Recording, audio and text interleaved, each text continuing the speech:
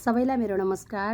आज तुलसी विवाहको एकादशीको दिन परेको छ है। आज हामी सबैले आफ्नो घर घरमा तुलसी माताको विवाह गरेर पूजा गरेर लगभग सकिसकेका हौला।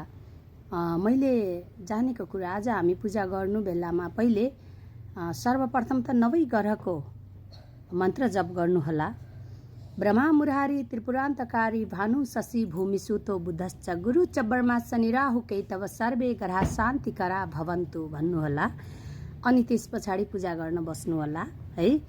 अब सर्वप्रथम त गणेशजीलाई वक्रतुण्ड महाकाय सूर्यकोटि समप्रभा निर्विघ्नं कुरु मे देव सर्वकार्येषु सर्वदा भन्न त अब भुल्नु भएन है। सबैले जान्नु भएकै कुरा हो। त्यति गरिसकेपछि दियो कलशको अब हामीले पूजा गरौँला, तुलसी मैयाको पूजा गरौँला हैन। अनि तुलसी मैयालाई हामीले जल चाड्दाखेरि चाहिँ एउटा मन्त्र छ, म त्यो हजुरलाई भन्न गइरहेकी छु है।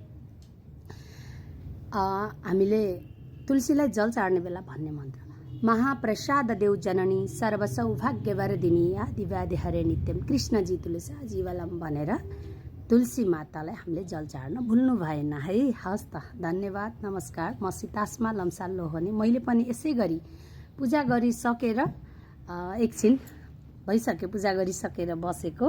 सबैलाई आज एकादशीको शुभकामना दिँदै धन्यवाद।